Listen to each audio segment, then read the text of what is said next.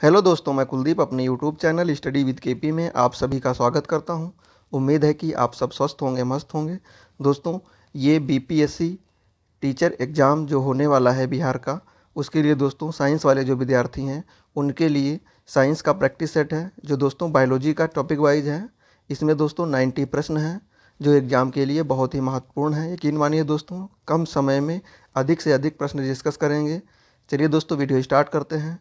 उससे पहले अगर आप चैनल पर नए हैं तो चैनल को सब्सक्राइब कर दीजिए और वीडियो को लाइक और शेयर कर दीजिएगा दोस्तों, जिससे आपके मित्रों को जानकारी मिल सके। चलिए दोस्तों, स्टार्ट करते हैं। पहला प्रश्न है, मूलांकुर के अतिरिक्त पौधे के किसी भी भाग में विकसित होने वाली जड़ें क्या कहलाती हैं? बताइए दोस्तों, मूलांकुर के अतिरिक्त पौधे के किसी भी भाग में विकसित होने वाली जड़ें क्या कहलाती हैं? तो दोस्तों इसका जो सही आंसर है ऑप्शन बी हो जाएगा, अपस्थानिक जड़ें कहलाती हैं। ऑप्शन बी इसका सही आंसर है। अगला प्रश्न देखते हैं, फटाफट रिवीजन करेंगे दोस्तों हम लोग। मूलांकुर से विकसित होने वाली जड़ें कहलाती हैं, तो दोस्तों इसका सही आंसर है ऑप्शन बी, मूसला जड़ें कहलाती हैं।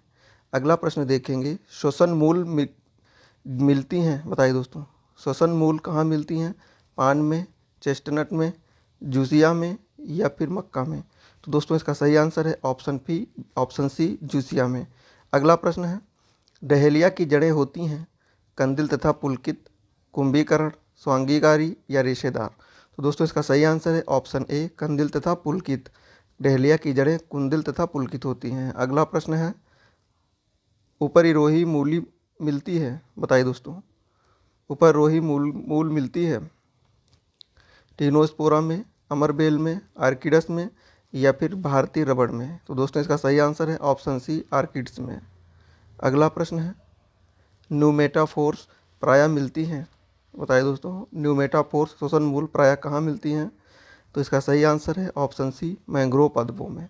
मैंग्रोव पादपों में मिलती हैं। ऑप्शन सी इसका सही आंसर है।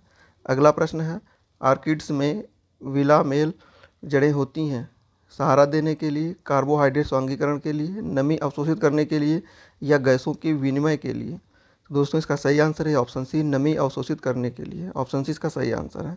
अगला प्रश्न है, निम्नलिखित में कौन सा एक जड़ नहीं है? आलू, गाजर, शकरकंद या मूली? तो दोस्तों इसका जो सही आंसर है ऑप्शन ए हो जाएगा, आलू। आलू एक तना है, गाजर, शकरकंद, मूली ये जड़ें हैं। अगला प्रश्न है, अवस्तंभ मूल पाई जाती हैं। बताइए दोस्तों, अवस्तंभ मूल कहाँ पाई जाती हैं? चावल में, गन्ने में, मूंगफली में या चने में? तो दोस्तों इसका सही आंसर है ऑप्शन बी, गन्ने में। अगला प्रश्न है, स्तंभ मूल होती हैं प्रूफ रूट। बताइए दोस्तों, मूसला जड़ें, पुलकित जड़ें, शाखान्वित जड़ें या अपस्थानिक जड़ें? तो इसका सही आंसर हो जाएगा ऑप्शन डी, अपस्थानिक जड़ें होती हैं। स्तंभ मूल अपस्थानिक जड़ें होती हैं। अगला प्रश्न है, जड़ें विकसित होती हैं प्रांकुर से, मूलांकुर से, तने से या पत्ती से? तो दोस्तों इसका सही आंसर है ऑप्शन बी, मूलांकुर से। जड़ें विकसित होती हैं मूलांकुर से। अगला प्रश्न है, गाजर है एक जड़ है, तना है, पुष्प है या पुष्पक्रम है? इसका सही प्रश्न बताइए दोस्तों, सही आंसर। गाजर एक जड़ है, ऑप्शन ए इसका सही आंसर है। अगला प्रश्न है, जड़ के किस भाग में सर्वाधिक वृद्धि होती है? मूल शीर्ष के ठीक पीछे, मूल शीर्ष में, प्रकाश में या अंधकार में? तो दोस्तों इसका सही आंसर है ऑप्शन ए, मूल शीर्ष के ठीक पीछे। अगला प्रश्न है, बरगद के पेड़ के तने से लटकने वाली मोटी जड़ें क्या कहलाती हैं? वलयाकार मूल, वायवीय मूल, स्तंभ मूल या आरोही मूल? तो दोस्तों इसका सही आंसर है ऑप्शन सी, स्तंभ मूल। ऑप्शन सी इसका सही आंसर है। अगला प्रश्न है, निम्न जोड़ों में से कौन सा गलत है? शंक्वाकार जड़ प्याज, तर्क रूपी जड़ मूली, कुंभी रूपी जड़ सलगम, श्वसन मूल मैंग्रोव पौधे? तो इसका दोस्तों सही आंसर हो जाएगा ऑप्शन ए, शंक्वाकार जड़ प्याज।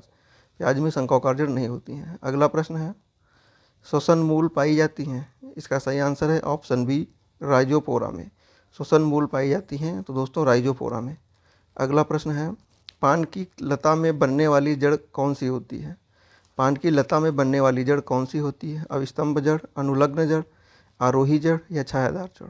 तो दोस्तों इसका सही आंसर हो जाएगा ऑप्शन डी, छायादार जड़। अगला प्रश्न है, आलू का खाने योग्य भाग कौन सा होता है? जड़, कलिका, फल या तना? तो दोस्तों इसका सही आंसर है ऑप्शन डी, तना होता है। अगला प्रश्न है, पर्णकाय स्तंभ एक रूपांतरण है जड़ का, तना का, पत्ती का या इनमें से किसी का नहीं? तो दोस्तों पर्णकाय स्तंभ एक रूपांतरण जो है ये तना का है। ऑप्शन बी इसका सही आंसर है। अगला प्रश्न है, नागफनी के प्रकाश संश्लेषी कार्य होता है बताइए दोस्तों, नागफनी में प्रकाश संश्लेषी कार्य होता है घनकंद द्वारा, पर्णकाय स्तंभ द्वारा, या पर्णापीत वृत्त द्वारा, या शल्ककंद द्वारा। तो दोस्तों इसका सही आंसर है ऑप्शन बी, पर्णकाय स्तंभ द्वारा। नागफनी के प्रकाश संश्लेषी कार्य होता है पर्णकाय स्तंभ द्वारा। अगला प्रश्न है, निम्नलिखित में से कौन एक तना है? आलू, गाजर, शकरकंद या मूली? तो दोस्तों इसका सही आंसर है ऑप्शन ए, आलू। अगला प्रश्न है, पत्ता गोभी खाद्य पदार्थ का संग्रह कहाँ करता है? पत्ता गोभी खाद्य पदार्थ का संग्रह कहाँ करता है? तना में, फल में, जड़ में या पत्तियों में? तो इसका सही आंसर होगा ऑप्शन डी, पत्तियों में। पत्ता गोभी खाद्य पदार्थ का संग्रह पत्तियों में करता है। अगला प्रश्न है, आलू भूमिगत रूपांतरित तना होता है जिसे कहा जाता है शल्ककंद, घनकंद, प्रकंद या प्रकंद कंद? तो दोस्तों आलू भूमिगत रूपांतरण तना होता है, इसे कंद कहा जाता है। अगला प्रश्न है, निम्नलिखित में से क्या तने का रूपांतरण नहीं है? बताइए दोस्तों, इनमें से कौन सा तने का रूपांतरण नहीं है? प्याज का बल्ब, अरबी का घनकंद, शकरकंद का कंद या आलू का कंद? तो इसका सही आंसर है ऑप्शन सी, शकरकंद का कंद। अगला प्रश्न है, निम्न में से कौन सा तना है? शलजम, अदरक, गाजर या शकरकंद? बताइए दोस्तों, निम्न में से कौन सा तना है?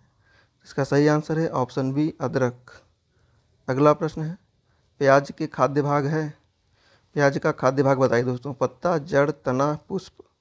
तो दोस्तों जो प्याज का खाद्य भाग होता है ये तना होता है, ऑप्शन सी इसका सही आंसर है। अगला प्रश्न है, निम्नलिखित में से कौन सा रूपांतरित तना है? गाजर है, शकरकंद है, नारियल है या आलू है? तो दोस्तों रूपांतरित तना जो है ये आलू है, ऑप्शन डी सही हो जाएगा। अगला प्रश्न है, निम्न में से किसकी पत्ती में पर्णदल प्रायः न्यूनीकृत होता है? जलोद्भिद, समोद्भिद, उपरिरोही या शुष्कोद्भिद? तो इसका सही आंसर हो जाएगा ऑप्शन डी, शुष्कोद्भिद। अगला प्रश्न है, कैक्टस में सूल किसका रूपांतरण है? बताइए दोस्तों, कैक्टस में मूल किसका रूपांतरण है? तना का, अंकुरण का, पत्ते का या कलियां का? तो इसका सही आंसर हो जाएगा ऑप्शन सी, पत्ते का। अगला प्रश्न है, पुष्पों का अध्ययन कहलाता है एंथोलॉजी, एंगेस्ट्रोलॉजी, फिनोलॉजी या पालिनोलॉजी? तो दोस्तों पुष्पों का जो अध्ययन है ये एंथोलॉजी कहलाता है, ऑप्शन ए इसका सही आंसर है। अगला प्रश्न है, वे पौधे जिनमें कभी पुष्प नहीं बनते हैं क्या कहलाते हैं? बताइए दोस्तों, जिनमें कभी पुष्प नहीं बनते वो पौधे क्या कहलाते हैं? तो ये क्रिप्टोगेम्स कहलाते हैं, ऑप्शन सी सही होगा, क्रिप्टोगेम्स कहलाते हैं। अगला प्रश्न है, पूर्ण पुष्प में पाया जाता है? बताइए दोस्तों, पुमंग एवं जायांग, बाह्यदल एवं दल, सभी चारों चक्र या दल पुंगमंग एवं जायांग?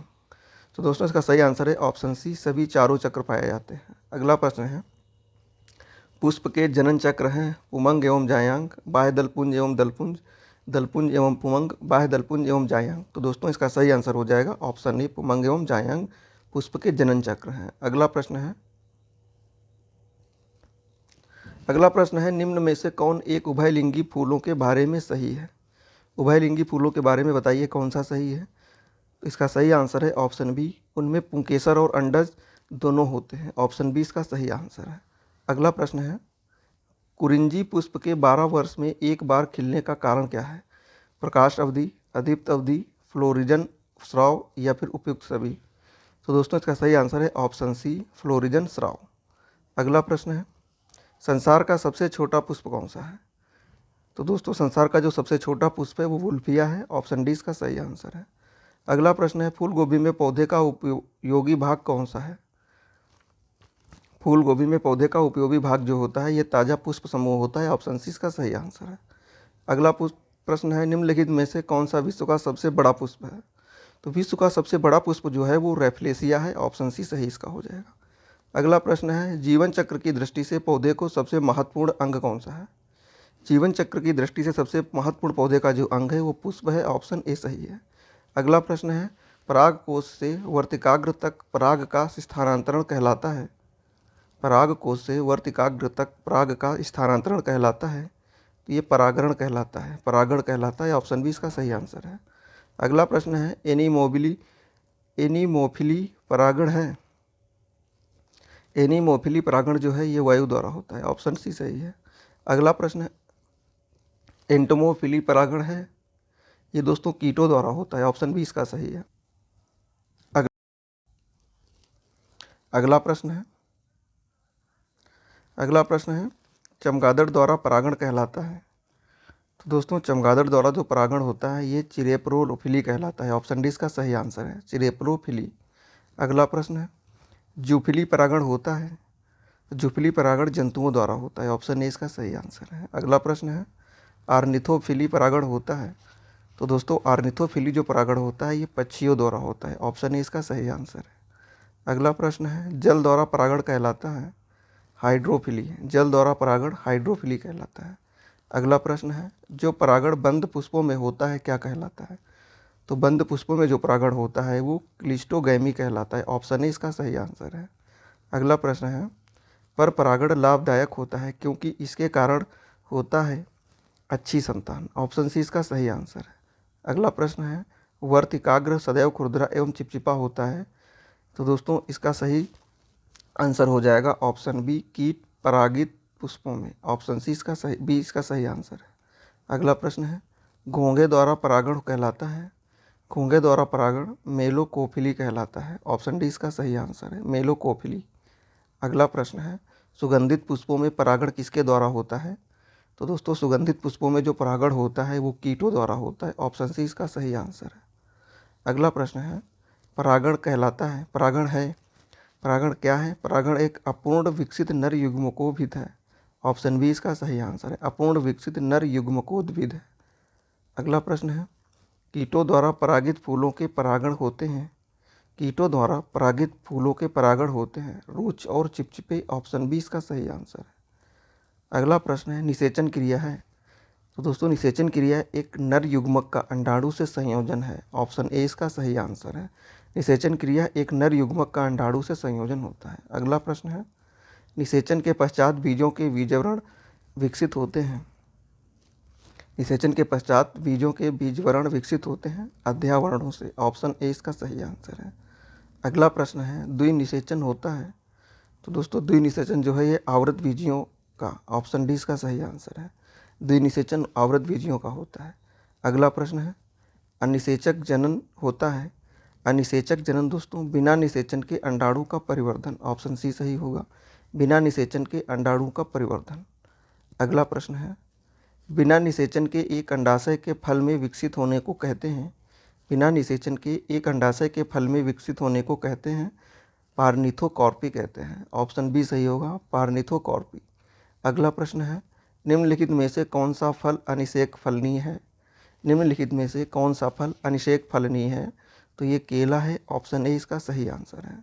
अगला प्रश्न है, गूदेदार थैलेमस किसमें खाने योग्य होता है?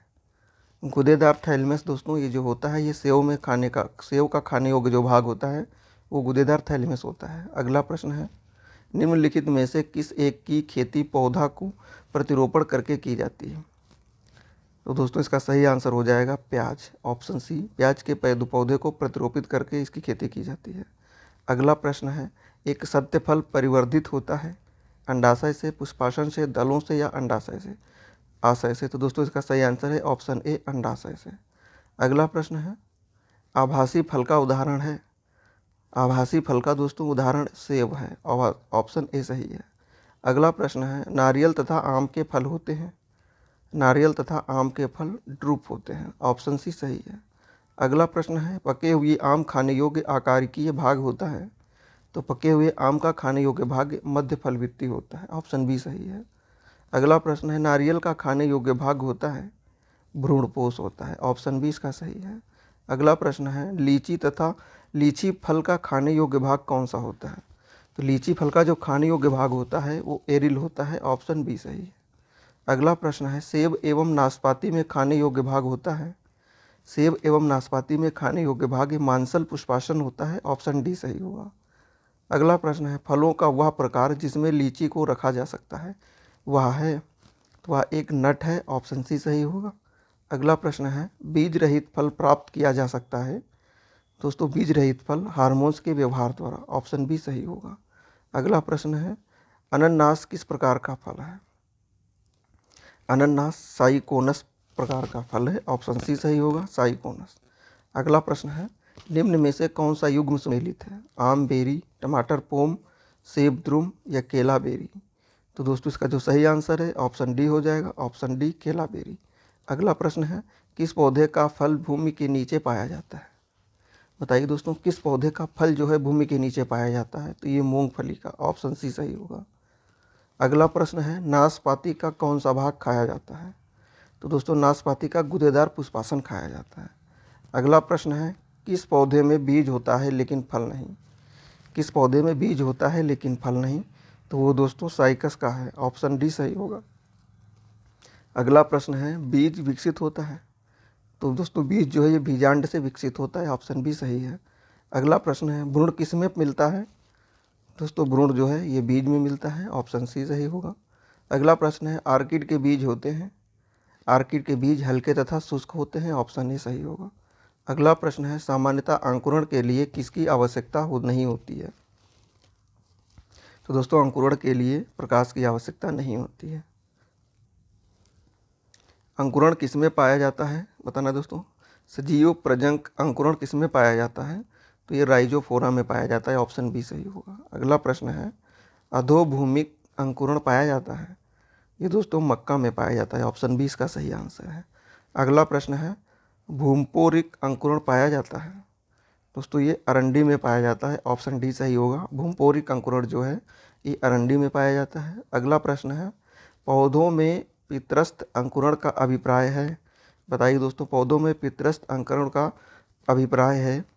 इसका सही आंसर हो जाएगा ऑप्शन सी, चनक वृक्ष पर लगे हुए फल के भीतर बीजों का अंकुरण, ऑप्शन सी सही होगा। अगला प्रश्न है, घटपर्णी के निम्नलिखित भागों में से कौन सा एक घट में रूपांतरित होता है? तो दोस्तों इसका सही आंसर है ऑप्शन बी, पत्ता, ऑप्शन बी इसका सही आंसर है। अगला प्रश्न है, निम्नलिखित में से कौन सा एक कीटाहारी पादप है? कीटाहारी पादप दोस्तों घटपर्णी है, ऑप्शन बी इसका सही आंसर है। अगला प्रश्न है, संसार में सबसे तेज बढ़ने वाला पौधा कौन सा है? तो दोस्तों सबसे तेज बढ़ने वाला जो पौधा है वो बांस है, ऑप्शन ए सही हो जाएगा। अगला प्रश्न है, विश्व में सबसे लंबा पौधा कौन सा है? तो विश्व का जो सबसे लंबा पौधा है वो यूकेलिप्टस है, ऑप्शन ए सही है। अगला प्रश्न है, तना होता है प्रायः? तना दोस्तों धनात्मक प्रकाश शांतनुवर्ती होता है, धनात्मक प्रकाशानुवर्ती होता है, ऑप्शन ए सही हो जाएगा। अगला प्रश्न है, किस पादप में तना संचयन तथा चिरकालिकता के कार्य करता है? तो दोस्तों ये हल्दी, ऑप्शन डी सही होगा। अगला प्रश्न है, मूलांकुर के अतिरिक्त पौधे के किसी भी भाग में विकसित होने वाली जड़ें क्या कहलाती हैं? तो दोस्तों ये अपस्थानिक मूल जड़ें कहलाती हैं, ऑप्शन बी इसका सही आंसर हो जाएगा। दोस्तों ये 90 प्रश्न थे जो हमने डिस्कस किए। वीडियो कैसा लगा कमेंट में ज़रूर बताएं, क्योंकि दोस्तों कम से कम समय में हमने अधिक से अधिक प्रश्न डिस्कस किए हैं। आपके रिवीजन के तौर पर ये बहुत सही तरीका है। दोस्तों अगर आप चैनल पर नए हैं तो चैनल को सब्सक्राइब कर लीजिए और साथ ही बेल आइकन प्रेस कर लीजिए, जिससे आने वाले वीडियो का नोटिफिकेशन आपको मिल जाएगा। थैंक यू दोस्तों।